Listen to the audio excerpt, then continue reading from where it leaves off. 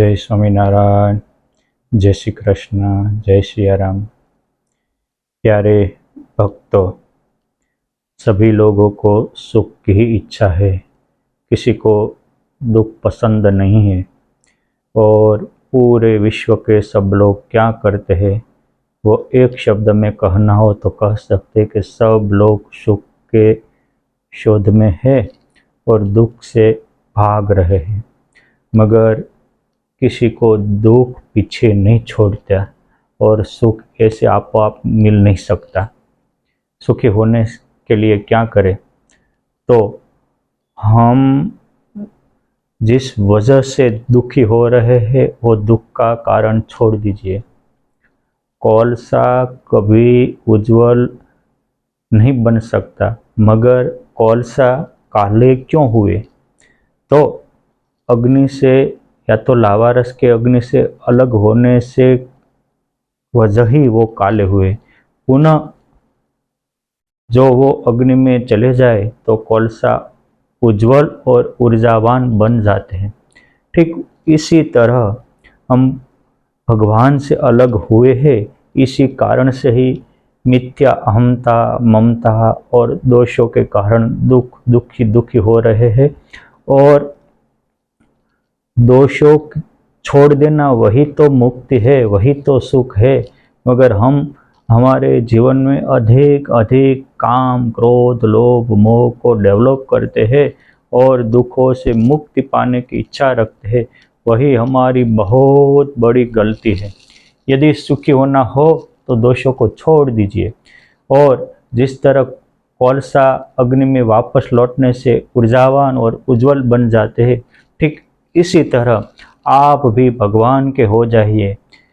एक जन्म नहीं तो 100 जन्म, लाख जन्म, करोड़ जन्म, एक बार तो भगवान का होना ही है। अभी हो जाइए, आप भी भगवान जैसे समर्थ और भगवान जैसे सुखी हो जाइए। और कई लोग प्रश्न पूछते हैं कि स्वामी जी भगवान के ध्यान नहीं होता। देखो, ध्यान जिनकी आवश्यकता हो उनका ही हो सकते हैं। ध्यान का मूल आवश्यकता और अपनत्व है। आपके दिल में ये जगत में हम सुखी हो जाए ऐसी इच्छा है, आप कभी भी ध्यान में नहीं लग सकते। हमारे दिल में कुछ है और देह से कुछ और करना है, उनकी वजह से ध्यान नहीं होते। जो दिल में और देह में एक हो जाए, ध्यान आप लग जाए। जिन जिन लोगों ने परमात्मा की आवश्यकता जनानी, उनकी कोई फरियाद नहीं है कि प्रभु में हमारा दिल नहीं लगता। वो तो गोपियों की तरह और जो कुछ घर के काम करते तो भी उनका मन हमेशा परमात्मा में ही एकाकार रहते थे। गढ़पुर में बड़े अन्नकूट उत्सव हुआ। मोटीबा, लाडूबा, राजबा, रायबा, मीणबा, सूरजबा, लाधीबा, रेवाबा इत्यादि सब बहनों परमात्मा के अन्नकूट की अलग अलग खाने की चीज़ों बनवा रही थी। जो कोई पूरी बनती थी, रोटी बनाती थी, उनको पाटली पे परमात्मा का दर्शन होता था। तल रहे थे तो तेल में परमात्मा का दर्शन होता था। कोई पानी लेने के लिए नदी पे जाते थे तो वहाँ घट घट में भगवान का दर्शन होते थे। जो कोई खांडनिया में कुछ खान रहे थे तो वहाँ परमात्मा का दर्शन होते थे। क्या उनके दिल में परमात्मा की ही आवश्यकता थी? ऐसे तो केरा गांव के सूरजबाग ने अन्न साफ करते बहनों को पूछा कि दाने में आपको क्या दिख रहा है? तो सभी बहनों ने कहा कि दाने में क्या दाना दिख रहा है, गेहूं में गेहूं दिख रहा है, मकई में मकई दिख रहा है, बाजरी में बाजरी दिख रहा है। तब सदाबा ने कहा कि मुझे तो दाने के कण कण पे अनेक मुक्त सहित परमात्मा की अनुभूति हो रही है। देखो, वो एक कण कण में भी ईश्वर की अनुभूति कर रहे थे और हमें जन जन में भी ईश्वर की अनुभूति नहीं कर सकते। क्यों? हमारा दिल परमात्मा में लगा ही नहीं है। जब भीतर की इच्छा और बाहर की इच्छा एक हो जाएगी तो आप ध्यान लग जाएगा।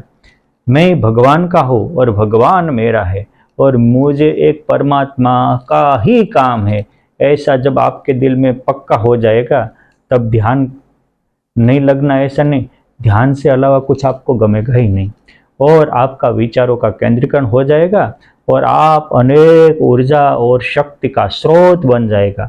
आपको देखने से भी दूसरों को शांति और परमात्मा की अनुभूति हो जाएगी। मगर गीता का ये मंत्र आप ध्यान में रखिए, नास्ति बुद्धिर्युक्तस्य न च युक्तस्य भावना न च भावयतः सुखम रसान्तस्य कुतः सुखम न चा भावयत। જેની ભાવના અસ્થિર છે, જેની બુદ્ધિ અસ્થિર છે, નાસ્તિ બુદ્ધિર્યુક્ત છે, बुद्धि अस्थिर છે, घड़ीक धन की जरूरत है, घड़ीक मान की जरूरत है, घड़ीक खान पान की जरूरत है, घड़ीक कुटुंब परिवार और पत्नी की जरूरत है, जिनकी बुद्धि एक नहीं है उनकी भावना कभी स्थिर नहीं हो सकती और जिनकी भावना अलग अलग है उनको कभी भी सुख नहीं मिलते, शांति नहीं मिलते और जिनका दिल अशांत है उनको परमात्मा का शाश्वत सुख की अनुभूति कभी नहीं होती है। इसलिए आपको यदि परमात्मा का ध्यान करना है तो सरल में सरल यही बात है कि आप पहला आपकी बुद्धि को स्थिर करिए। आप पसंद कीजिए कि मुझे एक परमात्मा का ही काम है। जिस तरह कार्याणी का माचा खाचर ने पसंद किया कि मुझे तो परमात्मा की ही जरूरत है, तो वो अखंड ब्रह्मचारी हो गए। उनके बावजूद कई लोगों सत्संग के रंगा गए। आप भी ऐसा बलवान हो जाएगा। अरे आपको भगवान का ध्यान की क्या बात करते, भगवान आपको ध्यान करेंगे। जिस तरह गोपियों कृष्ण को याद करती थी तो कृष्ण भी सुबह में उठ कर गोपी गोपी पुकारने लगते थे। जिस तरह मोटी बा, लाडू बा, पर्वत बापा, दादा खाचर भगवान को याद करते थे, भगवान स्वामीनारायण भी वेला उठकर उनको याद करते थे कि मेरी मोटी बा, मेरे लाडू बा। वो रात में सो नहीं सकते थे। इस तरह आप दिन से एक बार तय कर लीजिए कि मुझे एक परमात्मा का ही काम है। जब आप निश्चित करेंगे तो आपको भी भगवान का ध्यान लग जाएगा और आप भी बड़े शक्तिमान और बड़े समझदार बन जाएगा और इतनी शांति का अनुभव होगा कि आपको पता भी नहीं लगेगा कि मैं क्या था और क्या हो गया। आप सामान्य में सामान्य हो तो भी असामान्य से भी असामान्य हो जाएगा। आप में भी हनुमान जी जैसे बनने की ताकत है, आप में भी बड़े बड़े महान ऋषि मुनियों के जैसे बनने की ताकत है। मगर हनुमान जी जो कहते थे कि जिसमें मेरा राम नहीं उसका मेरा काम नहीं, ऐसा निश्चित तो कीजिए। हनुमान जी की महानता का राज यही है कि उनका ठहराव अच्छा था, उनकी पसंदगी निर्णय अच्छे थे कि इतनी शक्ति होने के बावजूद भी वो भगवान के लिए ही जीना चाहते थे और भगवान के लिए ही मरना चाहते थे। आप भी ऐसा निर्णय करेगा तो आप भी ऐसा महान अवश्य हो जाएगा।